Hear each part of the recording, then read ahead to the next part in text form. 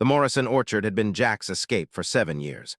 42 acres of heirloom apple trees, cherry trees, and peach trees that produced the kind of fruit that reminded people why they loved eating in the first place.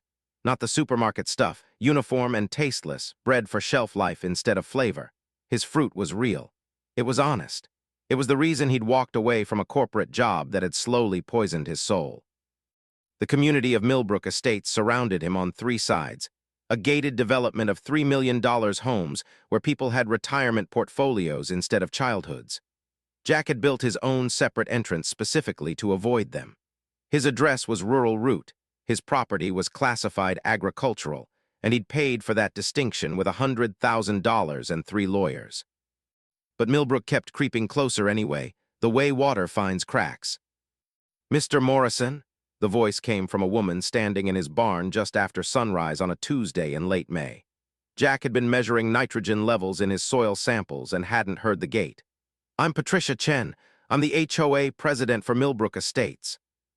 She was the type that hadn't spent a minute of her life unsure of her own importance. Linen pants in 85-degree heat, heels on gravel, which must have been extraordinarily uncomfortable, and a smile that looked like a weapon. "The orchard doesn't have an HOA," Jack said, not looking up. "That's literally the point of agricultural zoning." "I understand that," Patricia said, stepping closer to the workbench. She didn't ask permission. "Which is why I'm here as a neighbor, not as an official capacity, though I did run this concern by our legal team and they said I had every right to approach you." Jack set down his tools.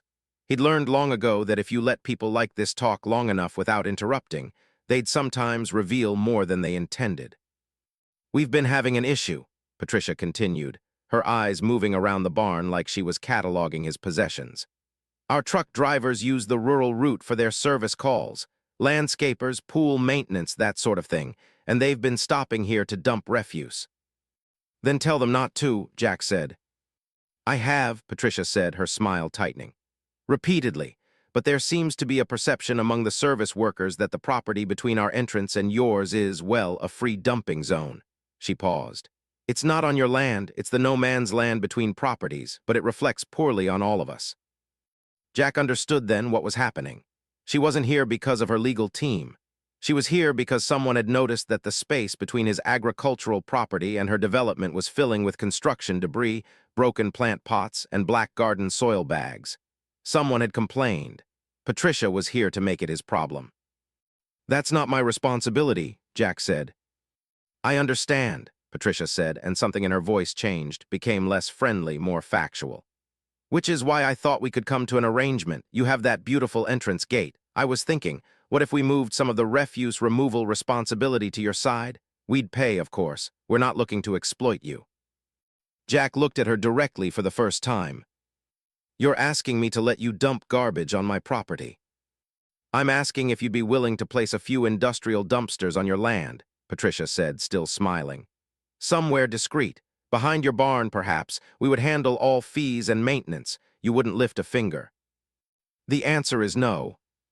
"I haven't told you the compensation," Patricia said. "I don't care what the compensation is," Jack said. "No."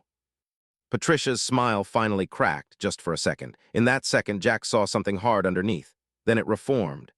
"Well," she said, "I hope you'll reconsider, because the alternative is that we continue having this waste accumulation issue and eventually county environmental compliance gets called in. I hate for it to come to that, but we do have to maintain standards." "Is that a threat?" Jack asked. "It's a reality," Patricia said. She pulled a card from her pocket, cream-colored, embossed. "Call me if you change your mind, or if you decide you'd like to discuss a more permanent arrangement. Perhaps a shared fence line that could help us both manage the situation." She left the card on his workbench. She didn't close the barn door behind her, which Jack found calculated. She wanted him to get up and do it himself, a small assertion of dominance in a conversation she'd lost. He didn't get up. He watched her walk back to her Mercedes, Range Rover actually matte black, and he waited until she'd driven away before he tossed her card in the recycling bin. He'd made a mistake earlier, he thought. The real estate agent had suggested he buy a property deeper in the valley. Jack had chosen this location because the orchard got 12 hours of perfect sunlight on the southern exposure. He thought the proximity to Millbrook Estates didn't matter because they were gated. But gates didn't stop ambition. Gates just channeled it. The next morning, Jack drove to the no man's land at dawn. Patricia had been right about one thing. There was garbage. 3 broken plastic chairs, stacked topsoil bags leaking through, copper wire bundled and discarded, what looked like a cabinet door from a luxury renovation. The waste area had expanded to roughly 50 feet of junk creeping along the edge of his property line. He recognized some of it. The cabinet door had gold hardware and came from a very expensive home. He'd driven past the Millbrook Estates entrance every other week for 7 years, and he'd watched homes transform from $2 million constructions to $4 million maximalist showcases. Contractors came and went. The money never stopped flowing, and apparently neither did the refuse. Jack called the county waste management office. He was told that since the garbage wasn't technically on his property, he couldn't order its removal himself. It was an easement issue, a gray area of municipal code. He'd need to work with his neighbor or file a formal complaint that would take 45 days to process. 45 days, Jack thought. In 45 days, there would be enough garbage to build a house. So he did what seemed logical at the time. He drove to Home Depot and bought the materials for a simple fence. Nothing fancy, a straightforward line of posts and wire that would clearly delineate his property boundary. It was a Tuesday. He spent the day measuring, digging post holes, and setting cement.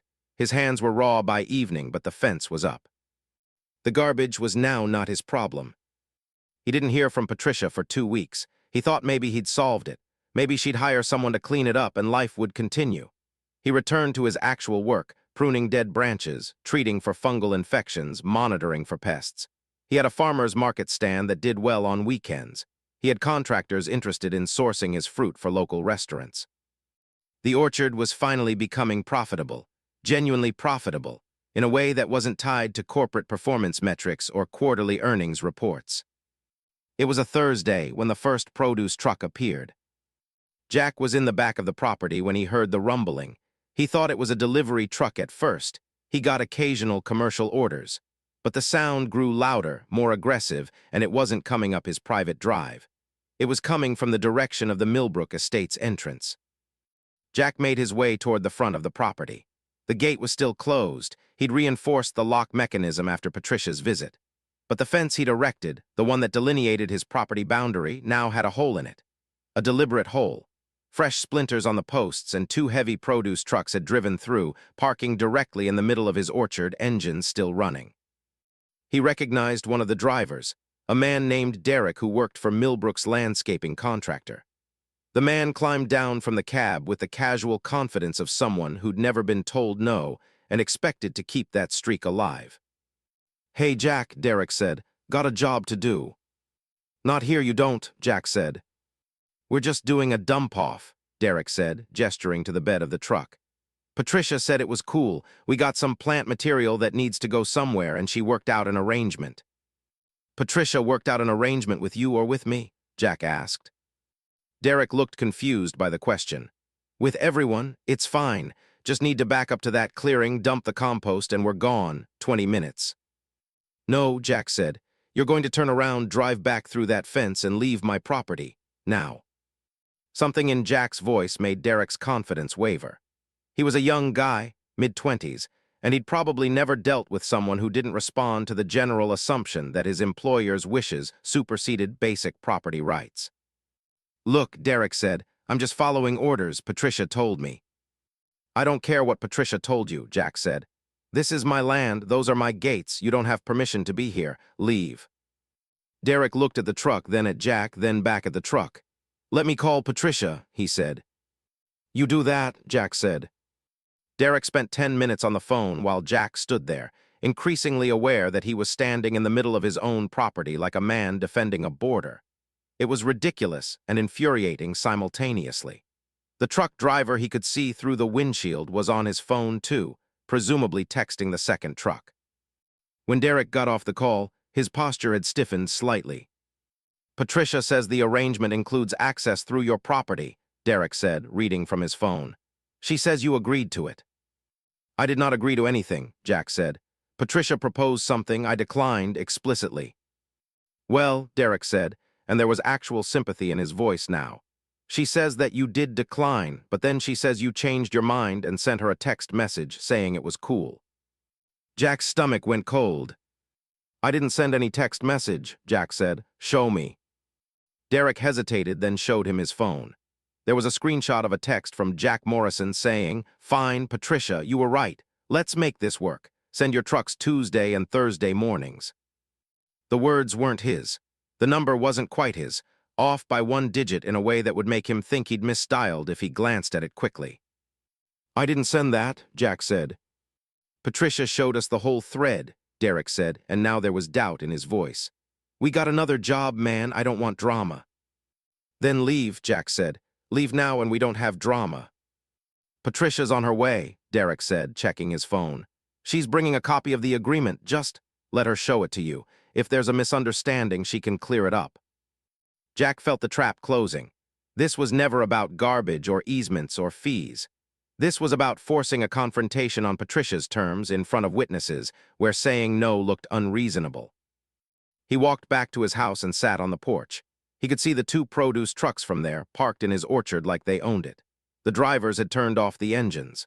One of them had climbed down and was checking his phone, completely at ease. The casual nature of the violation, the assumption that they could just be here, that belonging was something Jack had already ceded, made Jack's hands shake. Patricia arrived in her Range Rover exactly 12 minutes later, which meant she'd been waiting nearby. She was in a different outfit than last time, casual today, athletic where that cost more than most people's monthly rent. She had a folder. "I knew you'd come around," Patricia said before Jack could even stand up. "Once you thought about it, realized how much sense this makes for everyone." "I didn't send you any text message," Jack said. Patricia's expression didn't change. "Of course you did. Look."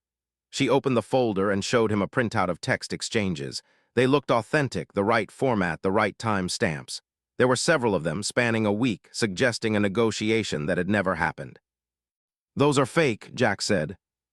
"Jack," Patricia said, and she was using that voice now, the one that suggested he was being unreasonable and she was being patient. "Why would I fake text messages? That would be crazy and illegal." "Exactly," Jack said, "so stop doing it." "I'm not," Patricia said, "and I have witnesses who can verify I'm showing you messages you sent. Both my drivers here saw me receive your texts in real time. They're both willing to testify to that if needed." The trap was now visible. She'd orchestrated this with perfect precision. Derek and the other driver would back her up, not out of malice, but because they genuinely watched her phone light up with messages. They'd have no reason to doubt that the messages came from Jack. And any claim from Jack that he hadn't sent them would look like he was trying to back out of an agreement he regretted. "I want you and your trucks off my property," Jack said quietly. "Right now." "Actually," Patricia said, "I have a lawyer's letter that confirms your agreement. We can proceed with this arrangement, or we can have an official mediation process, which would take 3 months and cost both of us significantly more than simply cooperating." She pulled another document from the folder. It was from a law firm, expensive-looking letterhead. Jack didn't read all of it, but the gist was clear. An alleged easement agreement, dated and signed, giving Millbrook Estates residents access to Jack's property for waste removal purposes, in exchange for unspecified compensation. "I never signed that," Jack said. "No," Patricia said, "but your phone number is on it. We have a notarized copy, which means we can proceed with the legal arrangement or you can continue fighting and look increasingly unreasonable. Your choice." She was smiling now. She'd won before the conversation started. Jack felt something inside him shift, not break, but shift. Like a glacier calving, a massive piece of structure suddenly recognizing it had become detached. "Get out," he said. "Get your trucks off my property or I'll have them towed." "You do that," Patricia said, "and our legal team will file a countersuit for harassment, property damage, because that hole in your fence, we have photos showing you created that access point. We have Derek here who can testify to that. You're going to spend more on legal fees than your orchard makes in 5 years." Derek looked deeply uncomfortable. This wasn't what he'd signed up for, but Patricia didn't wait for responses. She walked back to her Range Rover. "Leave the trucks," Patricia called over her shoulder. "We'll have them picked up this evening. And Jack, next time we try to work things out, remember that cooperation is always cheaper than resistance." She drove away. Derek and the other driver stood around awkwardly for a moment, then climbed back into the cabs and turned the engines off. They weren't leaving with the trucks. Patricia had made that clear. Jack went back inside his house and poured a glass of whiskey. It was 10 a.m. He drank it anyway. His hands were still shaking. He could see the trucks from his window. They sat there like accusations. He could tow them. Legally, they were parked on his property without permission. But Patricia had anticipated that response, and her legal letter had specifically mentioned harassment and property damage. The tow company would be part of the incident report. The photos would exist. The narrative would be that an unstable man was escalating a simple neighborly dispute. Jack realized, sitting in his house on his own property, that he'd lost. Not because of law or logic, but because Patricia Chen had spent enough time in corporate environments to understand that truth and documentation don't have to match. You just need enough versions of documentation, and enough witnesses, and enough implied threats, and suddenly the person trying to protect their own boundary looks like the aggressor. Gerald Finch had been Jack's lawyer for the property purchase, and he was the kind of attorney who still worked in an office with actual books instead of just computers. He had gray hair, wire-rimmed glasses, and a habit of listening without interrupting. Jack needed that right now. Gerald examined the documents Patricia had left behind, including photos Derek had texted Jack of the agreement on Patricia's phone.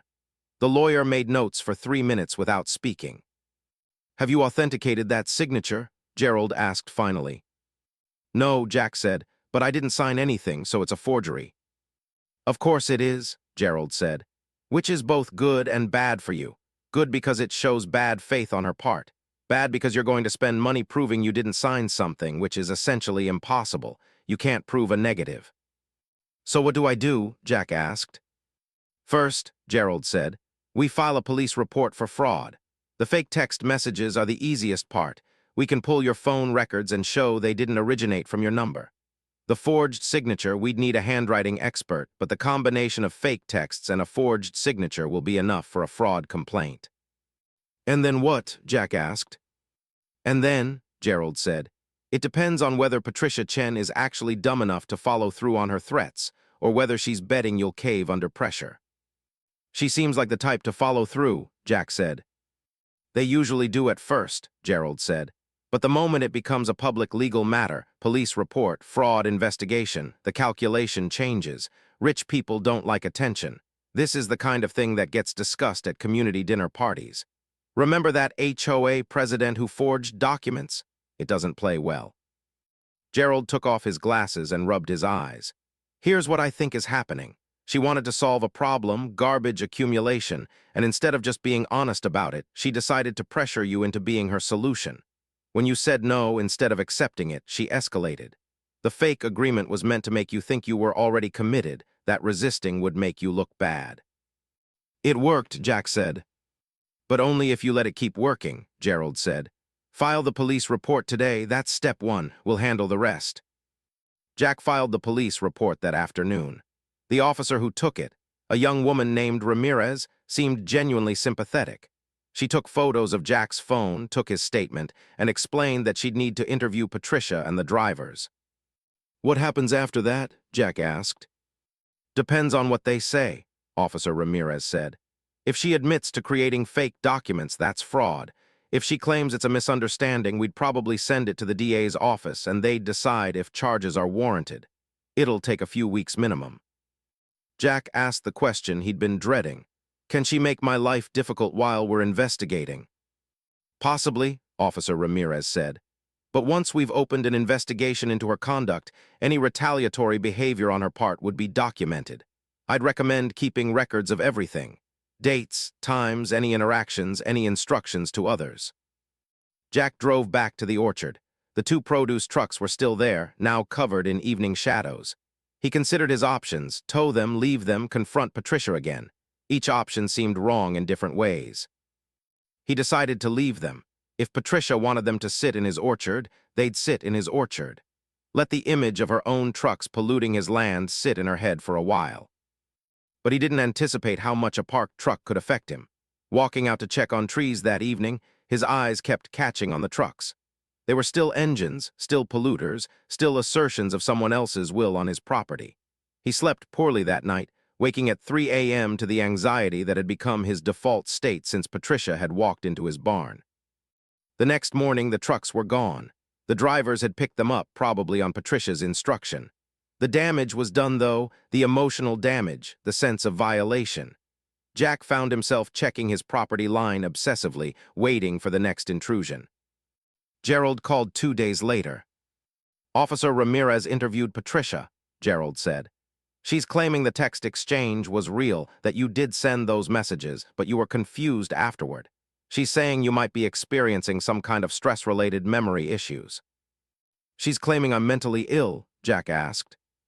"Not explicitly," Gerald said, "but she's planting that seed. She's also claiming that Derek and the other driver can both verify they received instructions from you to use that access route." "Derek was never in communication with me," Jack said, "only with Patricia." "I know," Gerald said, "but here's where this gets interesting. Derek apparently changed his story when Officer Ramirez interviewed him. He originally told her that Patricia had told him the agreement was in place. But now he's saying he's not sure, that he might have misunderstood, and he doesn't want to be involved." "So she got to him," Jack said. "Or she paid him," Gerald said. "I'd guess there's $50 involved, probably not a lot, just enough to make him recant." The second driver, the younger guy, he stuck with his original story. Says Derek told him the arrangement was approved, and that's what he believed, but he's not comfortable testifying to something he didn't personally verify. "What does that mean for me?" Jack asked. "It means the fraud case gets weaker," Gerald said. "We've got one consistent witness. We've got your phone records proving you didn't send the text from your number. We've got a forged signature. But we don't have overwhelming proof of intentional deception on Patricia's part, not in a way that would guarantee criminal charges."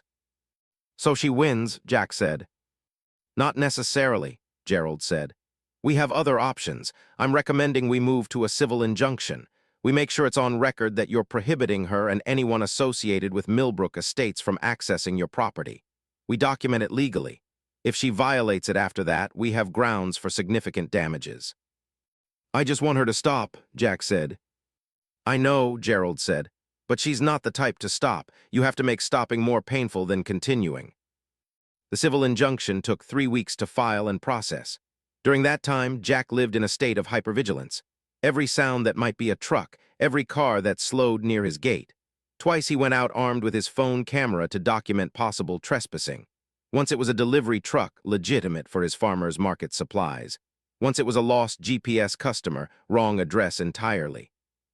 Patricia didn't contact him during those 3 weeks.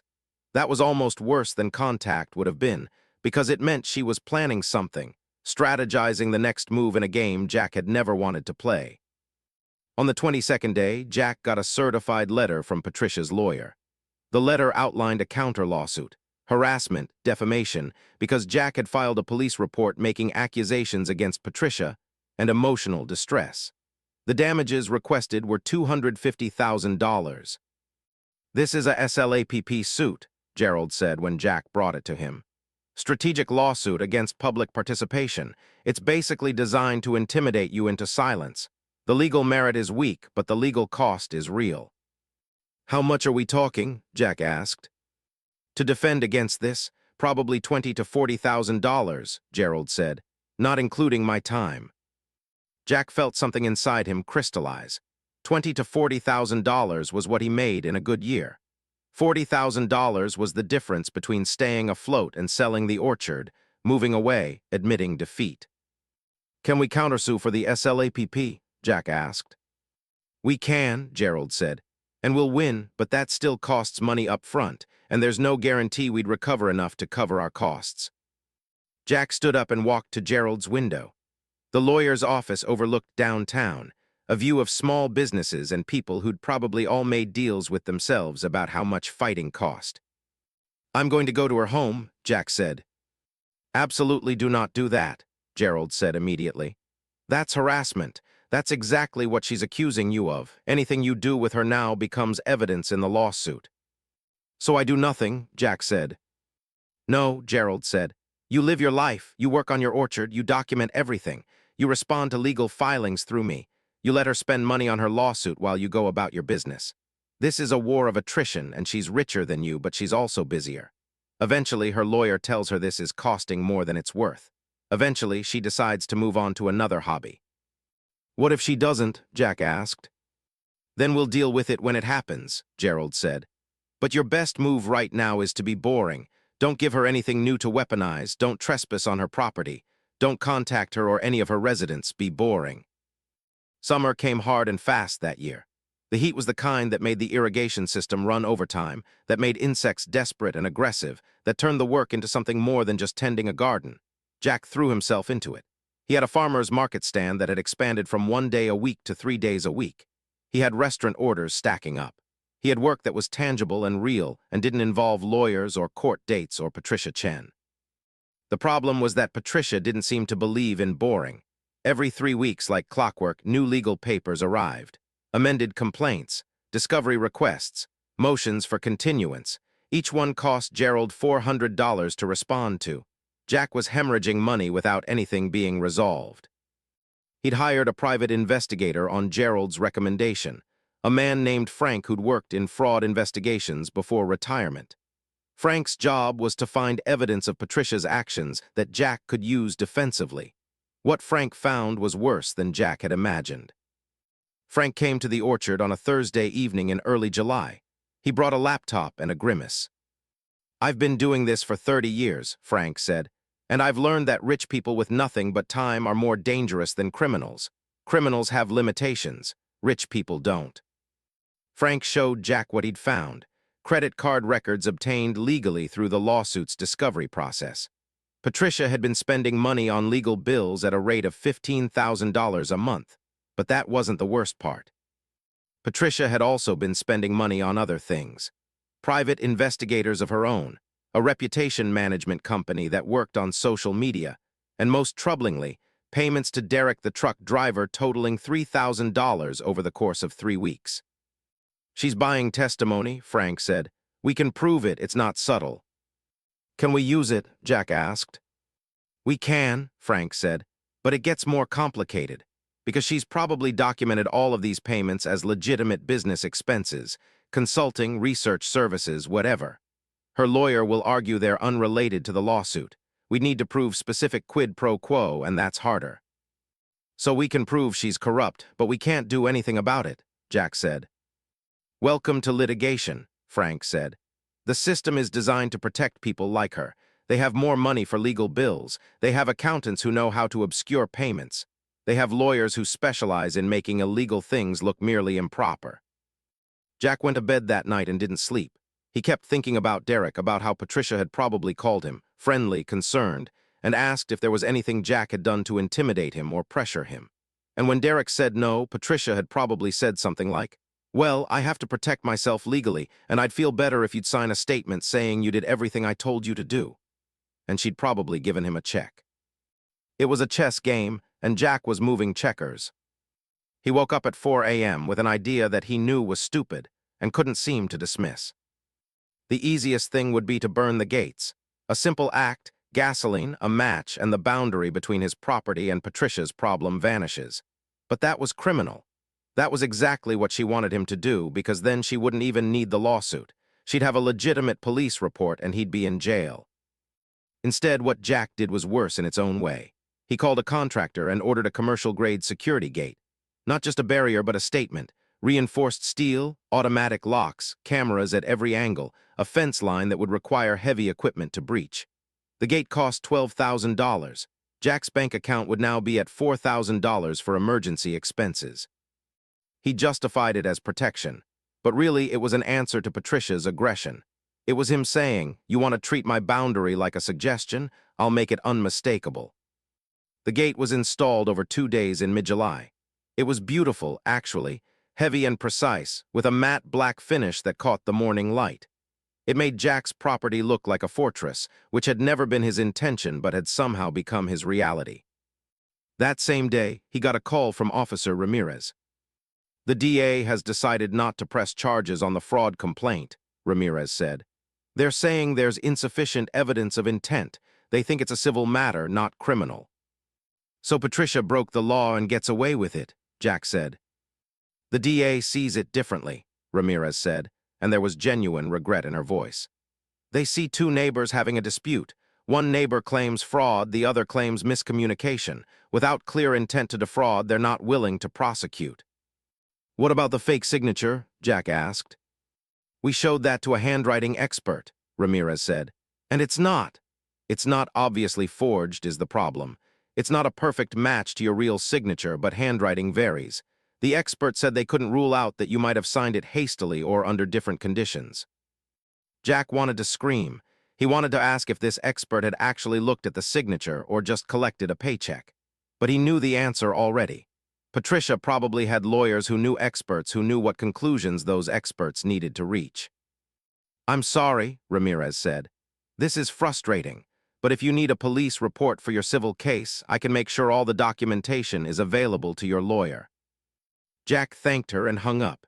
He sat in the silence of his house for a long time. The new gate sat outside like an accusation. He'd spent $12,000 to close a door that had already been metaphorically sealed months ago. That night, he drove into town and drank at a bar he'd never been to before. He didn't want to go anywhere he might run into people who knew him, who might ask how the orchard was doing, who might require him to present an image of control. Instead, he sat at the bar and drank whiskey and watched a baseball game with the sound off, and he thought about the feeling of giving up versus the reality of having already surrendered. Around 10 p.m., a man sat down next to him. He was maybe Jack's age, with the look of someone who'd seen several lifetimes of disappointment and made peace with it. "You look like someone got the better of you," the man said.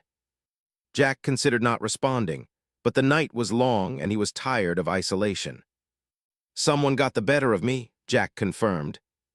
"Yeah," the man said, "money." "Money and time," Jack said, "and knowing the system well enough to use it like a weapon." "Rich person?" the man asked. "How did you know?" Jack asked. "Because if it was a poor person, you'd have handled it already," the man said. "Rich people can afford to be patient. Poor people can't afford to be anything else." He bought Jack a drink. "Here's what I learned," the man said, "and I learned it the expensive way. You can fight the system, you can fight a person, you can fight money, but you can't fight all three at once. At some point, you have to choose what you're willing to lose." "What if I'm not willing to lose anything?" Jack asked. The man smiled at that. "Then you're not playing the game," the man said. "You're in someone else's game, and if you're in their game with their rules, they're going to win because they wrote the rules." Jack drank the drink the man had bought him. He didn't ask the man's name. They sat in silence for another hour, and then Jack paid his tab and left. When he got back to the orchard, he made a decision that felt like both surrender and rebellion simultaneously. He called Gerald and told him to settle the lawsuit. Not apologize, not pay for damages, but come to an arrangement that would end the legal proceedings. "Are you sure?" Gerald asked. "Because your defense is strong, she's clearly." "I'm sure," Jack said. "What's it going to cost?" "Probably $80,000, Gerald said. "Split legal fees, no admission of guilt, mutual cessation of legal action." "That's the remaining balance in my business account, and then some," Jack said. "I know," Gerald said. "But if we keep fighting, it'll be $200,000 before this is over. The advantage to litigation is that the richer party usually wins. So we stop now, we lose 80. We continue fighting, we lose a house down payment." Jack authorized Gerald to make the offer. He knew what he was doing. He was letting Patricia Chen win. He was proving her right, that resistance was futile, that money and persistence could overwhelm principle. He was doing exactly what she'd wanted from the beginning, which was to break him down until he agreed to whatever she wanted. But he was doing it consciously, which felt different. He was choosing to lose a chess game so he could stop playing chess and do something else with his life. Patricia's lawyer countered at $75,000, and a verbal agreement that Jack would not discuss this matter with anyone outside his immediate family or legal counsel. Jack agreed to it. It felt like a gag order, but it was also the price of peace. The settlement was finalized on August 1st. Jack's bank account dropped from $12,000 to negative $5,000. He'd have to take out a line of credit to cover the gap. The orchard would be mortgaged even further now, a chain of debt that would take years to work through. He drove to the settlement office in a daze. He signed documents. Patricia did not appear, her lawyer represented her interests. Jack didn't ask where she was. He didn't want to know if she was somewhere celebrating or if she'd already moved on to her next project, her next neighbor, her next perceived boundary that needed to be violated and then resolved in her favor. When it was over, Gerald walked him to his car. "I'm sorry it ended this way," Gerald said. "Am I supposed to feel like I won or lost?" Jack asked. "Both," Gerald said. "You lose the money, you lose the boundary fight, you lose the principle of the thing, but you also lose her. She's gone. She has no legal claim to your property anymore, and legally she can't retaliate. You're free of her." "I don't feel free," Jack said. August passed. September came.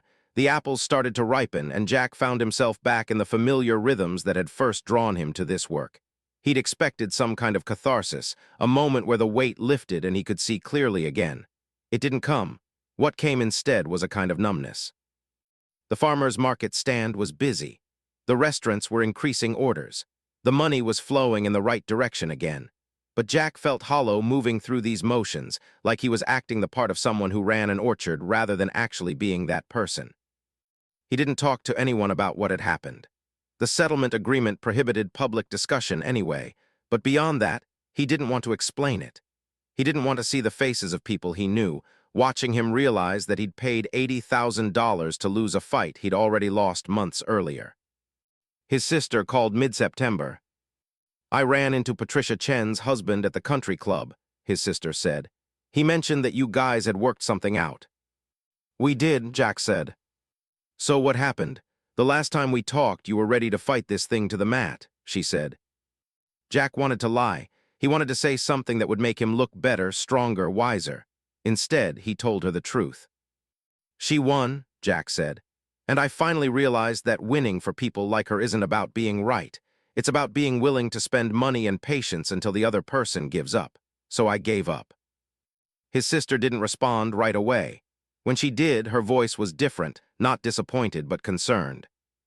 "Do you want to come stay with us for a while?" she asked. "Get away from the orchard." "No," Jack said. "I need to be here." "That doesn't sound healthy," she said. "It's not," Jack said, "but it's what I need to do." He hung up and sat in the quiet of his house. The new gate sat outside, beautiful and useless. It hadn't kept Patricia out, it had just kept him in. This was the thinking that started to poison him over the next few weeks. The gate had been pointless. The lawyers had been pointless. The police report had been pointless. Every action he'd taken had been absorbed by a system that was designed to protect people like Patricia and penalize people like Jack for having the audacity to say no. He started having thoughts that went to dark places. Not specific plans, but generalized fantasies about what would happen if he just walked away. If he signed the orchard over to someone else and disappeared. If he took all the money that was left and just kept driving. If he did something so loud and obvious that people would finally understand what had happened here instead of just accepting Patricia's version of events. It was a Tuesday when Frank, the private investigator, called. "I wanted to flag something for you," Frank said. "I'm still getting occasional reports because of the discovery process, information that's tangential to the case but interesting. Patricia just filed a homeowner's insurance claim against you." "What?" Jack said. "She's claiming property damage to her landscaping," Frank said. "She's saying that runoff from your orchard is damaging the vegetation near the property line. She's asking for $32,000 in damages." "But we just settled," Jack said. "We have an agreement." "I know," Frank said, "and your lawyer can immediately file an objection, but here's what's interesting. The claim was filed 3 days after the settlement was finalized, which means she was planning this the whole time. She knew about the settlement, she knew about the non-discussion agreement, and she went ahead anyway." Jack felt something inside him finally break. Not crack, not shift, but genuinely shatter. "She violated the settlement," Jack said. "She's arguing it's a separate matter," Frank said. "Different legal grounds, but yeah, the spirit of the agreement is probably violated here." "Call Gerald," Jack said. "Tell him to take her to court." "That's going to cost you more legal fees," Frank said. "A lot more because now you're in court for real, not just settlement negotiations." "I don't care," Jack said. I'm done. I'm done letting her set the terms. Call Gerald." Jack hung up the phone. He felt something shift inside him, not breaking anymore, but crystallizing. He'd been trying to be the bigger person. He'd been trying to accept his loss with grace. He'd been trying to move forward. All of that had been a mistake. Patricia Chen had taken his $80,000 and immediately started looking for ways to take more. The settlement had meant nothing to her except a pause while she figured out a legal loophole. Jack spent the next hour on his computer researching. He read the settlement agreement word by word. He read insurance claim law. He read case precedent for violation of settlement agreements. And the more he read, the angrier he became because Frank was right. Patricia had found a technicality. The settlement covered all civil disputes related to access and use of property. The insurance claim was technically a separate matter, filed through her homeowner's insurance company, which made it arguably not covered by the settlement. It was brilliant and sickening in equal measure. Gerald called that evening. "I got Frank's message," Gerald said. "I'm looking at the insurance claim now. It's going to be complicated to fight, and honestly, the cost-benefit analysis." "I don't want cost-benefit analysis," Jack said. "I want you to bury her." "Jack," Gerald started. "She violated the spirit of our agreement," Jack said.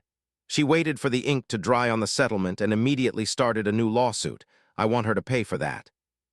"Okay," Gerald said, "but buried is going to cost you another $50,000 minimum, and you're likely going to lose this case because the technicality is actually pretty solid." "I don't care if I lose," Jack said.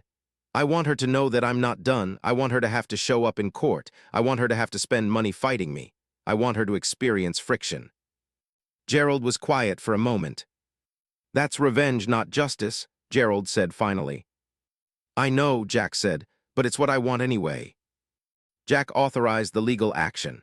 He could feel his life reshaping itself around this. The orchard, the farmer's market, the restaurant contracts, they were all becoming secondary to this war with Patricia Chen. He was becoming the thing he'd worked so hard to escape, a man who let external conflicts define his internal reality. September turned to October. The apples came in heavy that year, heavier than usual. Jack hired extra help for the harvest, but he barely noticed them. He was too focused on depositions, on discovery documents, on the fact that Patricia had now hired a new lawyer, an even more expensive one, and was escalating her claims. Now she was claiming that Jack had deliberately allowed his irrigation system to run off her property.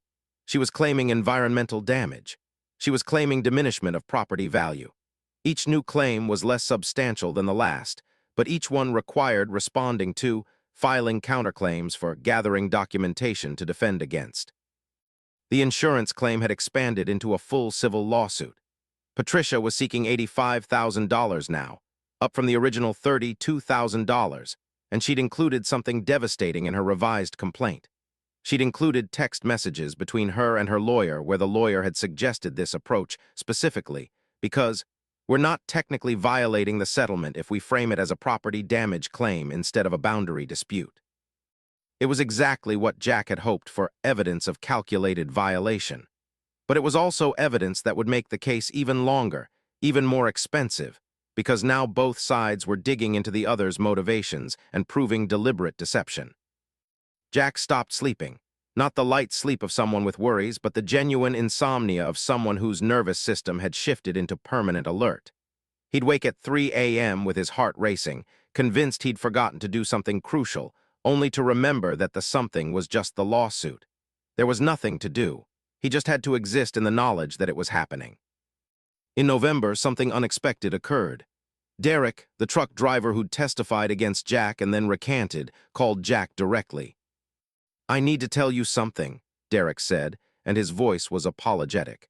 "And I'm probably violating some terms of whatever agreement I made with Patricia, but I've got a conscience, and it's been eating at me." Jack's first instinct was to hang up. This could be a trap.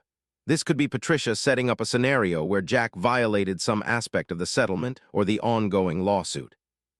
"I shouldn't be talking to you," Jack said. "I know," Derek said, "but I need to. I got paid $2,000 to change my story. Patricia's lawyer set it up. They made it look like consulting services. I signed a contract saying I was consulting on local landscaping practices. It was bullshit, and I knew it was bullshit, but I needed the money." "I can't use this," Jack said. "It would hurt my case if I tried to leverage testimony you're giving now out of guilt." "I know," Derek said, "but I'm also going to contact your lawyer and give a full statement. I'm going to say I was paid to recant my original testimony. I'm going to provide documentation of the payments. I'm not asking you to do anything with it. I'm just telling you it's coming because you deserve to know what actually happened, not what Patricia's version is. Jack felt something shift, not toward Derek, but in the absolute landscape of the situation. Why are you doing this? Jack asked. Because Patricia came to me last week, Derek said, and she asked me to testify that you'd been harassing her, that you'd called her repeatedly, that you'd threatened her, that you'd made her fear for her safety, and she wanted me to say I'd witnessed some of this. She was offering another $5,000. What did you say? Jack asked. I said no, Derek said. And then I realized that if she was willing to pay me to commit perjury in a harassment case, then she'd probably already paid people to lie in the other cases. And I realized I'd been helping her build a version of reality that wasn't true. Derek's call changed things, but not in the way Jack expected. Yes, his lawyer could now use Derek's testimony about the payments. But what Derek had revealed, that Patricia was escalating to seeking testimony about harassment and threats, meant the situation was far more serious than Jack had understood. Patricia wasn't just trying to win the lawsuit. She was building a narrative that positioned Jack as dangerous. If she could establish a pattern of harassment, if she could get testimony from enough people that Jack was threatening and unstable, then the lawsuit stopped being about property disputes and started being about her defending herself from a mentally unwell neighbor. Gerald was grim when Jack called him with Derek's information. She's building toward a restraining order, Gerald said. Or possibly criminal charges for stalking or harassment. She's creating a record. But I haven't done any of that, Jack said. I haven't called her, I haven't threatened her, I haven't harassed her in any way. I know, Gerald said. But if she has enough people willing to testify that you did or might do, then the burden of proof shifts. You'd have to spend money proving you didn't do it. And in family court or in civil court, the burden of proof is lower than in criminal court. So she's going to claim I'm harassing her, and I have to prove I'm not, Jack said.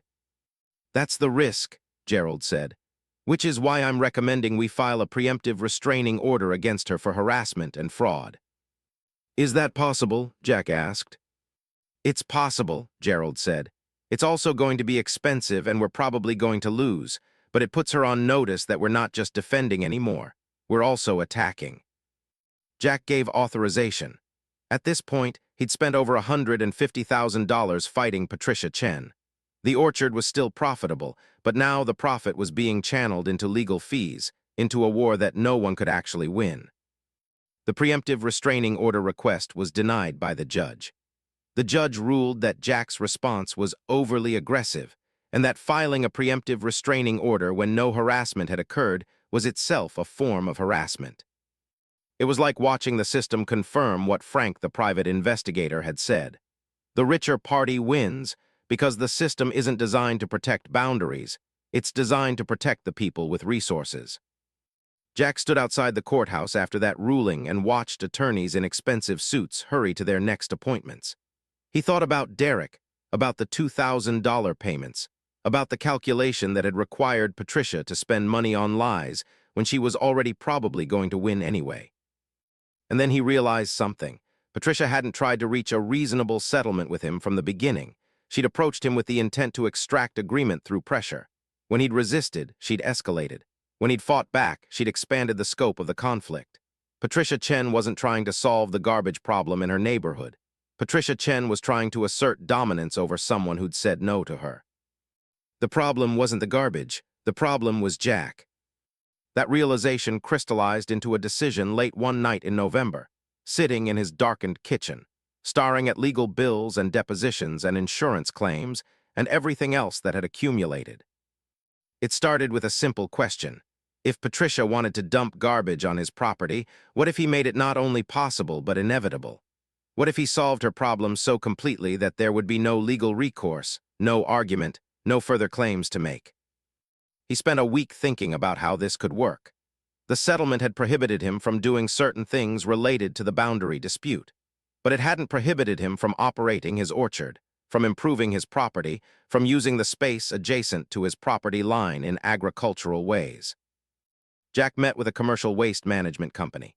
He explained that he was interested in creating an agricultural disposal site on his property, specifically a facility where legitimate agricultural waste, pruned branches, diseased fruit, failing crop material would be composted and broken down.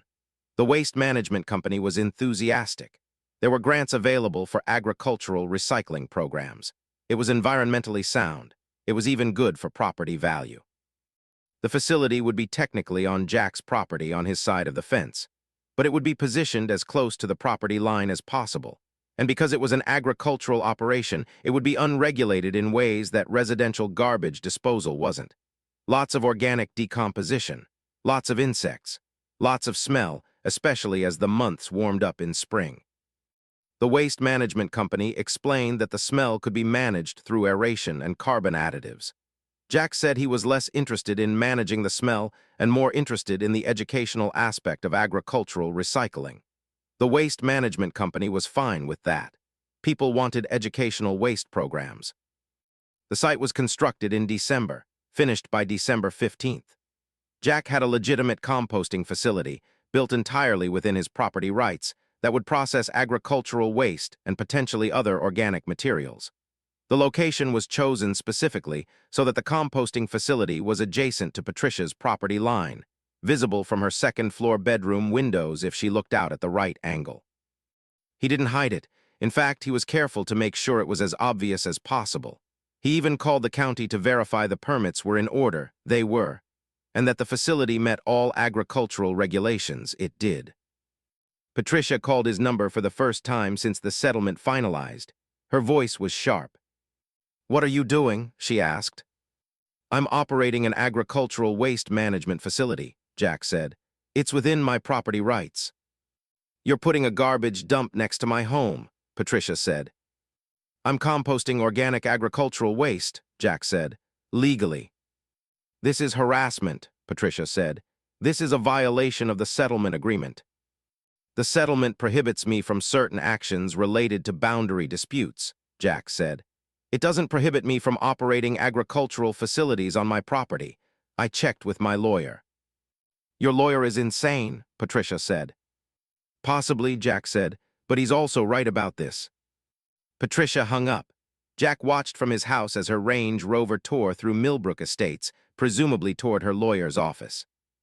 The lawyer's cease and desist letter arrived 3 days later. It claimed the composting facility was a nuisance, that it violated local ordinances, that it was deliberately placed to harass Patricia and her family. Jack's lawyer responded that the facility was fully compliant with all ordinances and agricultural regulations. The facility was located on private property. The facility was engaged in legitimate agricultural work. The location was not selected to harass, but rather for practical reasons related to the orchard's geography. Then the insurance company involved in Patricia's claim called Jack's Insurance Company. They were concerned about the composting facility and what it might mean for property values and environmental compliance. Jack's Insurance Company looked at the facility, looked at the permits, looked at the county approvals, and decided the facility was fine. It was covered under agricultural operations. But Patricia had now gotten the attention of the county's Environmental Compliance Office. Someone had filed a complaint about potential runoff from the composting facility. An inspector was scheduled. The inspection happened on a Tuesday in January. The inspector was a man named Rodriguez, mid-50s, who'd probably seen 100 property disputes disguised as environmental concerns. "So you got someone upset," Rodriguez said, looking at the composting facility. "I'm just operating a legal agricultural operation," Jack said. "I can see that," Rodriguez said. "And it's legal, but I'm going to give you some advice anyway. Property disputes like this usually have a shelf life. People get mad, they do stuff to retaliate, you do stuff to retaliate back, and then after a while everyone gets tired and the whole thing just dissipates. What you've done here," Rodriguez gestured at the composting facility, "is you've extended the shelf life. Now she's going to do something else, and you're going to do something else. And this is going to keep going until one of you has run out of money or ideas." "I'm trying to end it," Jack said. "No," Rodriguez said, "you're trying to win it. Those are different things. Ending it would be doing nothing. Winning it is what you're doing now and what she'll do next and what you'll do after that." Rodriguez filed his report. The facility was compliant. No violations. Everything was being done correctly. But his words kept echoing in Jack's head. "You're trying to win it. Those are different things." Patricia predictably took the next step. She filed a noise complaint about the composting facility's aeration system. She filed another water runoff complaint. She filed a complaint about the odor. Each complaint was investigated. Each complaint was found to have no merit. The composting facility was operating exactly as composting facilities operated. What Patricia did next was more creative. She started documenting everything. She hired a contractor to take daily photographs of the facility. She kept a log of weather conditions and smell intensity. She was building a record, not for legal purposes necessarily, but for social purposes. She was creating a narrative. Her neighbor was ruining her life with a deliberate garbage operation. Jack heard about this through Frank, the private investigator. Frank was still gathering information because the civil lawsuit was still ongoing. The judge hadn't made a decision on the property damage claim, and there was now a secondary question about whether the composting facility violated the settlement. "She's going to try to turn public opinion," Frank said. "She's going to talk to her neighborhood friends. She's going to mention it to people at her country club. She's going to build a narrative where you're the bad guy." "Let her," Jack said. "I'm not doing anything illegal." "I know," Frank said, "but this is the same strategy she used in the lawsuit. She's not trying to win through law, she's trying to win through reputation." Jack realized then that he'd made an error. He'd thought the composting facility would force Patricia to accept defeat. But Patricia didn't accept defeat. Patricia accepted warfare. And a woman who had the time and money to fight in court for over a year would certainly have the time and money to fight Jack's reputation. So Jack did what seemed logical. He expanded the composting facility. He called the waste management company back and asked them about increasing capacity. He asked about adding a biomass processing section. He asked about partnering with restaurants and other local businesses to accept their organic waste for processing. The waste management company was thrilled. This was exactly the kind of expansion they wanted to see in agricultural operations. Within 2 months, the facility had tripled in size. It now accepted waste from 6 restaurants, 2 grocery stores, and several landscaping companies. It was becoming a legitimate business, not just an agricultural operation. It was actually profitable. And it was right on the property line between Jack's orchard and Patricia's home.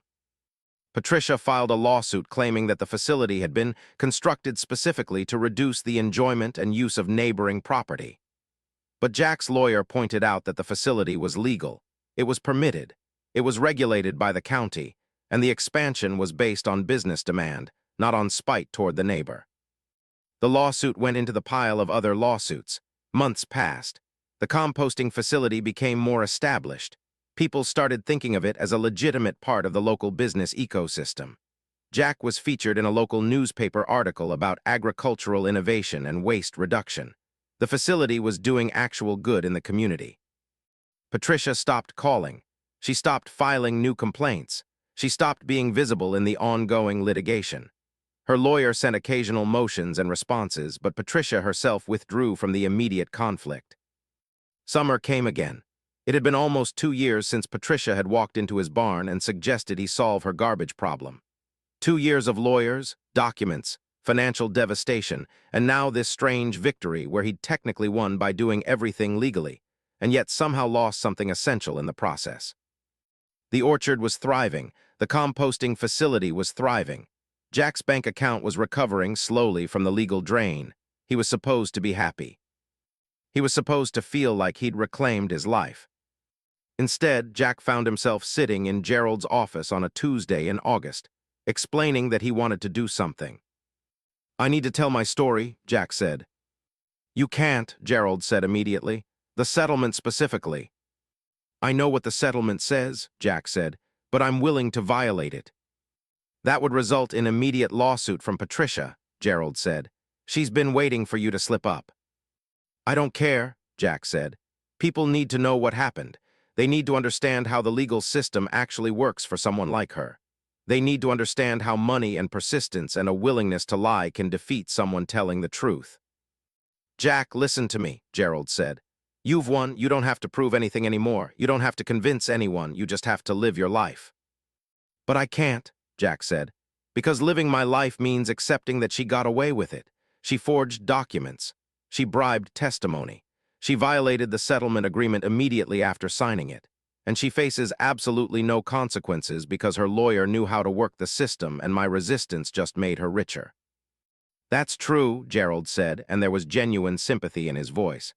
That's genuinely true, but that's how the system works. The system isn't designed to reward the person who's right. It's designed to exhaust the person who resists.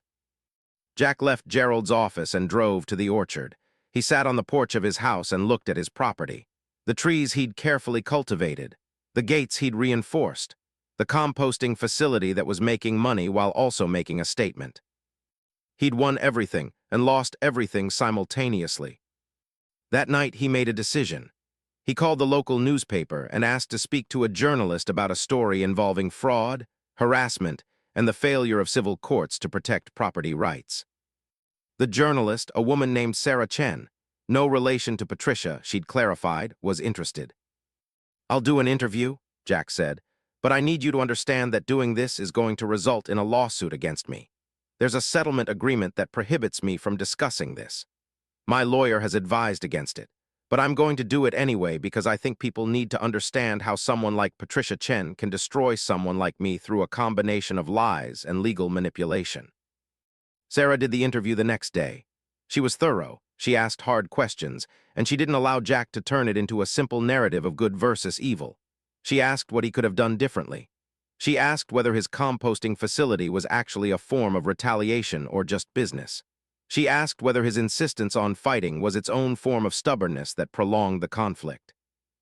The article ran on a Saturday. It was long, detailed, and fair. It presented both Jack's side and Patricia's through her lawyer's statement, which was a masterclass in saying nothing while sounding reasonable. The article was titled, "A Neighbor Dispute That Reveals How Money Shapes Justice." The response was immediate. Comments on the local newspaper's website, social media posts, a few local business owners reaching out to Jack expressing solidarity and sharing their own stories of Patricia's behavior in previous disputes. Patricia's lawyer sent a cease and desist letter that afternoon. It accused Jack of violating the settlement agreement, of defamation, of tortious interference with Patricia's business relationships. Jack's lawyer called within hours. "She's filing a lawsuit," Gerald said, "for breach of settlement, defamation, and emotional distress. She's asking for $200,000. "Then I guess we'll go to court again," Jack said. "Jack, if you keep fighting this, she wins," Gerald said. "The lawyers keep getting paid, she keeps paying them. Eventually she wins because you run out of money." "Then I run out of money," Jack said, "but at least I tried." It was the wrong decision. Jack knew it was the wrong decision even as he was making it. But he'd spent so long being smart, being strategic, following legal advice and financial logic. He was tired of being smart. He wanted to be true. The lawsuit went to trial in November. It was a civil trial, not a criminal one, which meant the standard of evidence was lower. Patricia's lawyer presented the settlement agreement and Jack's newspaper interview as clear violations. Patricia took the stand and testified about emotional distress, about how the public discussion of her actions had humiliated her, about how she'd been portrayed inaccurately and maliciously. She was a good witness. She cried at the right moments. She expressed regret about the conflict while not actually admitting any wrongdoing. She framed everything from the perspective of someone who'd been victimized by Jack's obstinacy and vindictiveness. Jack took the stand and tried to explain that he'd told the truth, that the facts he described were accurate, that the public had a right to know about these facts, that Patricia's emotional distress was the natural consequence of her own actions. The judge didn't seem interested in any of that. "The settlement agreement clearly prohibited discussion of this matter," the judge said. "Mr. Morrison violated that agreement. Whether the facts in his discussion were accurate is somewhat beside the point. He agreed not to discuss them. He discussed them anyway." Jack was ordered to pay Patricia $50,000 in damages and was prohibited from any further public discussion of the matter. $50,000. The original settlement had been $80,000. Now he was at $130,000 in direct payments to Patricia, plus another $150,000 in legal fees. Jack had spent almost $300,000 fighting someone who had more resources than he did and less moral compunction about using legal manipulation to get what she wanted. The orchard survived. Barely. Jack had to refinance everything. He took out a second mortgage on the property. He took out a business line of credit. He was now leveraged in a way that made him vulnerable to any market downturn, any bad harvest, any additional legal action. Patricia's lawyer sent a final letter indicating that this resolved all pending matters and that Patricia expected Jack to honor the confidentiality agreement going forward. Jack signed the new settlement documents. This time, the non-discussion clause was ironclad. So Jack did the thing that made the most sense. He shut up. He went back to running the orchard. He ran the farmer's market stand. He managed the composting facility. He existed in the knowledge that Patricia Chen had successfully made him silent. 9 months passed. Winter came and went. Jack was alone in a way that felt permanent. His sister had stopped calling after the second lawsuit. The people in his life who'd known about the conflict had moved on to other things, other people, other concerns. The composting facility had become successful enough that Jack hired a manager to oversee it. The orchard was productive.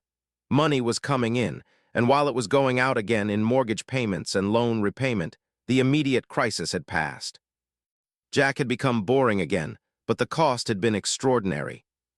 On a Thursday in September, exactly 2 years after Patricia had first walked into his barn, Jack was working on replacing a damaged section of his reinforced gate. The hydraulic system was failing. He'd have to spend money to fix it, and then it would probably need fixing again, and again, in a cycle of maintenance that would continue for years. A man pulled up to the gate in an older Honda. Jack didn't recognize him, but there was something familiar about the bearing, the way he moved like someone who'd spent his life making and accepting deals.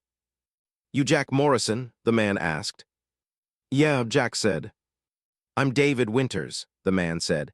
"I bought a house in Millbrook about 6 months ago. I live 3 doors down from Patricia Chen." Jack didn't respond. He was waiting to understand what this was about and whether it was going to result in another lawsuit. "I wanted to tell you something," David said. "I overheard Patricia talking to someone at a neighborhood party. She was bragging about how she'd gotten you to build a composting facility specifically to annoy her. She was talking about how she'd managed to shut you up with the legal settlements. And she was already talking about her next project, a new neighbor who's apparently not maintaining his fence to her standards." Jack felt something shift inside him, not toward satisfaction but toward understanding. "Why are you telling me this?" Jack asked. "Because I've been in situations like this," David said. "I've had lawyers and money and I've used them the way she did, and I've also had someone spend enough money and time fighting me until I backed down. I know what both sides feel like. And I wanted you to know that this isn't over for her. She's going to do this again to someone else. And she's going to do it again and again because she's learned that it works." "But it is over for me," Jack said. "I signed agreements not to talk about it." "I know," David said, "but there's another way." David explained. He'd bought his house in Millbrook specifically because he was interested in finding a neighborhood where someone like Patricia Chen operated. He was an attorney, and he worked specifically on SLAPP litigation, strategic lawsuits against public participation, cases where someone used the legal system to silence critics and stifle opposition. David believed Patricia was a textbook case. He believed he could build a case not for criminal fraud, but for anti-SLAPP violations that would result in Patricia having to pay his legal fees for filing frivolous lawsuits. And more importantly, he believed he could use her own pattern of behavior, her repeated lawsuits, her similar approaches with other neighbors, her documented manipulation, to establish a pattern of abuse of the legal system. "But that's her problem, not mine," Jack said. "I don't want to be involved in another lawsuit." "This one would be different," David said, "because I'm filing it, and because I'm doing it as part of a larger project tracking people who use civil courts as weapons. This isn't about getting you justice. This is about establishing a public record of her conduct so that the next person she targets understands what's happening to them." Jack listened, and he thought about Derek, the truck driver who'd testified against him and then recanted. He thought about the 2 drivers who'd been used without clear understanding of what they were part of. He thought about the legal system that had protected Patricia instead of holding her accountable. "What do you need from me?" Jack asked. "Nothing," David said. "I'm telling you what I'm doing so you're not surprised when the papers arrive, and so you understand that this isn't about you. It's about documenting a pattern." David left his card. Jack watched him drive back through the gate toward Millbrook. Jack stood in front of the reinforced gate, looking at the hydraulic system that needed replacing, thinking about the 2 years of his life that had been consumed by a woman who'd walked into his barn looking for a way to be convenient at his expense. The gate would need to be fixed. The loan payments would continue. The memory would never fully fade.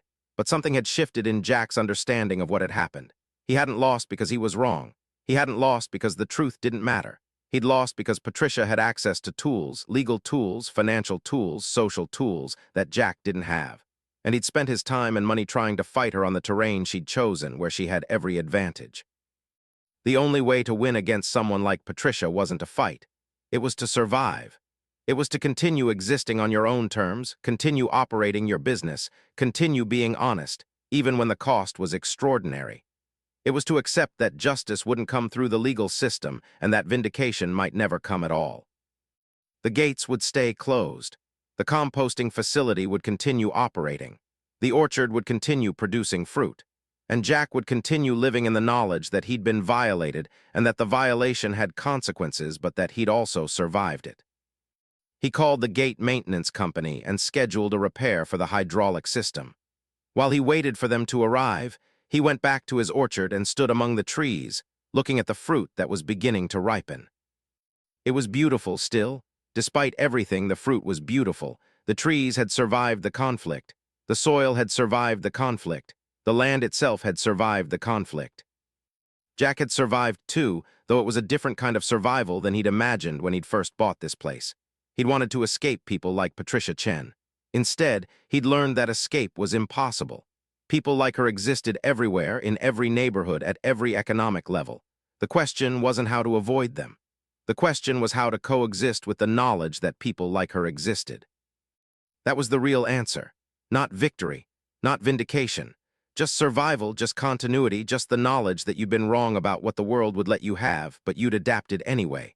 The local news did a follow-up story. Not about Jack, but about Patricia Chen and 3 other Millbrook Estates residents who were named in a lawsuit filed by David Winters and a coalition of neighbors. The lawsuit alleged a pattern of frivolous litigation designed to silence and control neighbors who didn't comply with arbitrary HOA-adjacent demands. Patricia's lawyer countered that the lawsuits were legitimate and that she was defending her property interests against hostile neighbors. But the public record told a different story. 43 litigations initiated by Patricia or Millbrook HOA members over 8 years. Patterns of settlement agreements followed immediately by new lawsuits filed on technicalities. Documented payments to witnesses who then recanted. Documentation of fake communications presented as real. The anti-SLAPP case didn't result in Patricia going to jail. It did result in her having to pay David Winters' legal fees, which were substantial. It did result in her being individually named in a way that would be discoverable by future neighbors considering Millbrook properties. It did result in her reputation being permanently altered from energetic HOA president to litigious neighbor who abuses legal system. It wasn't justice, but it was something like justice. Jack's orchard had expanded. He'd brought in a business partner, someone who understood agricultural operations and wasn't interested in conflict. The composting facility had grown into its own significant operation, recycling organic waste for 5 counties. The farmers' market stand had expanded to 3 days a week at 3 different locations. Money was still tight, would probably always be tight because of the debt Jack had incurred fighting Patricia. But the orchard was profitable in a way that wasn't dependent on external validation or legal victory. The fruit was good. The operation was sound. The business existed independent of anyone's opinions about Jack or Patricia or the conflict between them. He'd never discussed the situation publicly again after that one newspaper interview. The confidentiality agreements had become part of his legal landscape, walls he'd agreed to live behind. But those walls didn't prevent him from understanding what had happened, didn't prevent him from recognizing the pattern when he saw it happen to others. The gate was still there. It had been repaired 3 times over the 8 years. Each repair cost money. Each repair reminded Jack that the boundary had to be maintained, that some threats required physical barriers in addition to legal ones. Jack was 58 years old now. He'd been thinking about selling the orchard, about moving somewhere else, about starting over in a place where people like Patricia Chen didn't exist. But he'd learned that such places didn't exist. They existed everywhere. The choice wasn't whether to encounter them. The choice was whether to let them define the landscape you inhabited. So the gates stayed closed.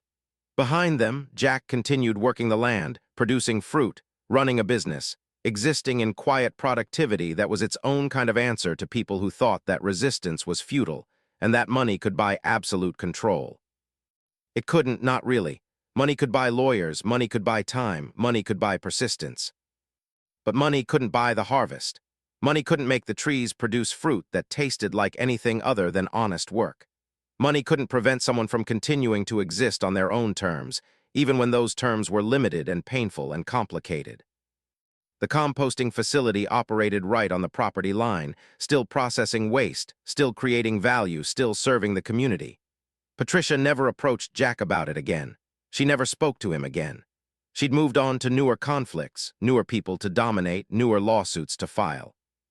And Jack, standing in his orchard as autumn approached again, understood that this was the actual victory. Not that he'd beaten Patricia, but that he'd learned to live in the reality she'd forced him to accept, and that he'd found ways to build value and meaning even within that constrained landscape. The fruit was good. The gates were closed. The story didn't end with justice or vindication or satisfaction. It ended with survival, with persistence, with the knowledge that sometimes the point isn't to win, but to keep existing in a way that maintains your own integrity even when the world is designed to extract it from you. The gates stayed closed. Behind them, the orchard produced its fruit, and that was enough.